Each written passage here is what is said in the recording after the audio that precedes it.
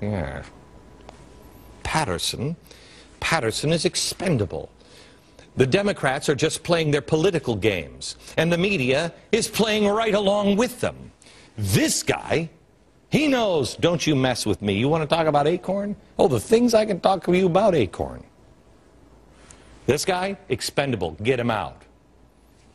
This is a mob family. Our third politician in the season of light and the season of darkness is Senator Jim Bunning, this guy.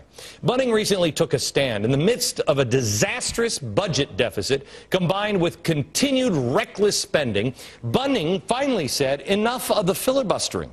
Enough. I'm going to filibuster now. A 30-day extension for a bill of unemployment insurance and other federal programs. Oh, my goodness. Oh, my goodness. Charlie Rangel is an angel. Why do you hate the poor people so much? He said all he wanted to do was have the Democrats follow their own recent pay-as-you-go rule. Remember that a couple of weeks ago? They said, hey, let's just pay as you go. Right. Yeah. Except every time they've passed something here, since they passed that, they've exempted. Okay, not this time. Not this time. I'm going to show you now all of the coverage that the media has done here in this one. All of the coverage that the media has done, okay, on violating their own rules. So we just wanted to ask you... Excuse me, this is a senator-only elevator. Can I come on the elevator? No, you may not. Can you tell us why you're blocking this vote? I already did. Explained it. Well, what is the issue? And are you concerned about these people who are unemployed? I've got to go to the floor. Senator, can you just explain to us why you're holding this up? I'm sure you have an explanation. Excuse me. Okay, are you concerned about those that are going to lose their benefits?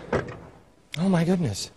I'm sorry. I was calling for the videotape of all of the times when the media covered them, you know, violating their own pay-as-you-go rule. But no, that wasn't there. It wasn't, no, They just have videotape of him getting into an elevator. Why does he hate people? Why?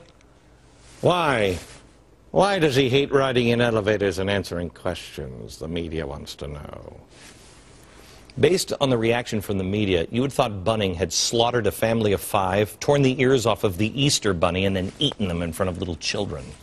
Instead, he took a principled position to draw attention to the fact that Congress is not acting in a fiscally responsible way, and their pay-as-you-go media extravaganza was only that, a media extravaganza. They're still not playing by the rules, but why should they? Charlie Rangel doesn't have to. Let me ask you this, where were the other Republicans? You know, I got a ton of grief after my speech at CPAC for challenging the Republican Party. Where are you, Republicans? I want you to know, I had, what's his name on, Jim DeMint on my radio program this morning. He knows I understand the difference between Jim DeMint and Harry Reid. There are good members of the party. Jim Bunning may or may not be one of them. But in this case, he was trying to do the right thing. It was the best of times, it was the worst of times. It was an age of wisdom and an age of foolishness. If we don't have more men and women of honor step up for us, pretty soon, it is going to be a long, long winter of despair.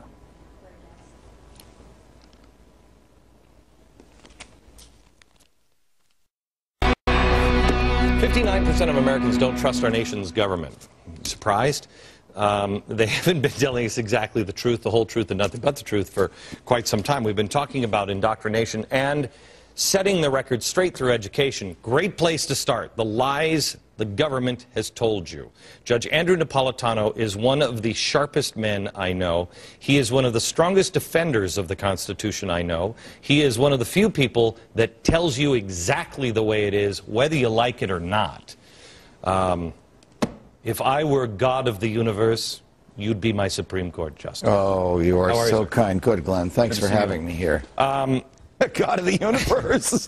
Yeah, I'm not shooting for president. God of the universe. Obey me. Okay, we were talking a little while ago about the way they are, the subtle things that you can leave out in history. Right. That totally change everything. Just about everything that we have going on, for instance, education is a right. Is based on a misunderstanding of the Constitution or Absolutely. an outright lie. When your producers asked me today, well, what's the common thread in these lies? It's a lack of fidelity to the Constitution, but a pretense that they are following the Constitution.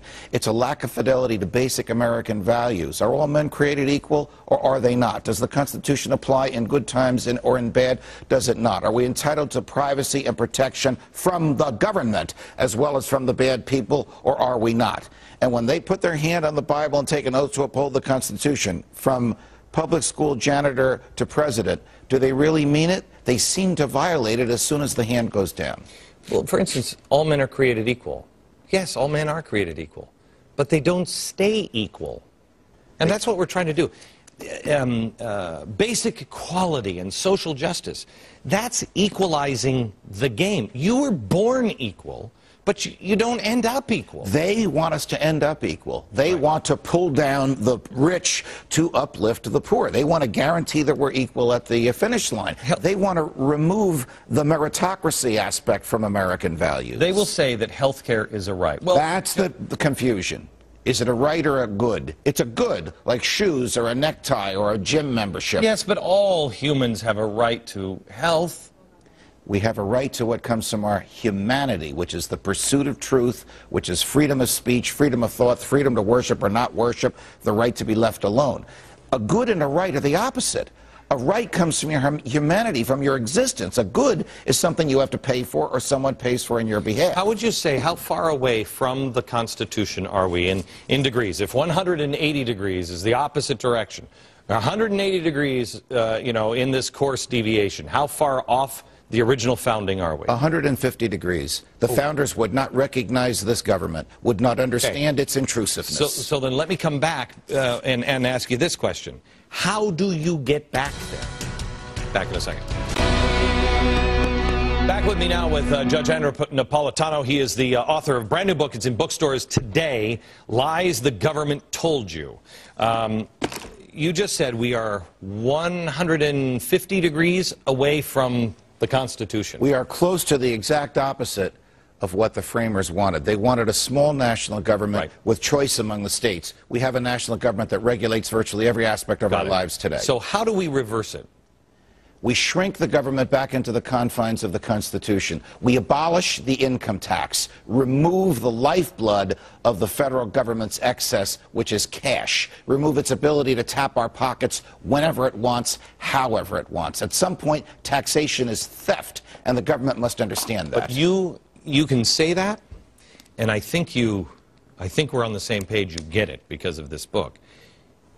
You can't make that case to the American. Everybody will answer the same. Well, you're never going to do that. You're never going to. The American people have it within their power to abolish the IRS and to restructure the government. With one thing. Education. The truth. Correct. The truth. Correct. You have to correct the lie.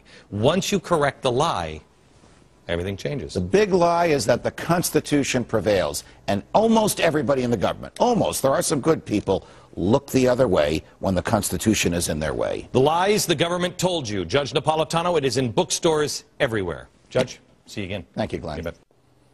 I mentioned earlier on the program, today is the National Day of Action to defend education. Resist, mobilize, transform.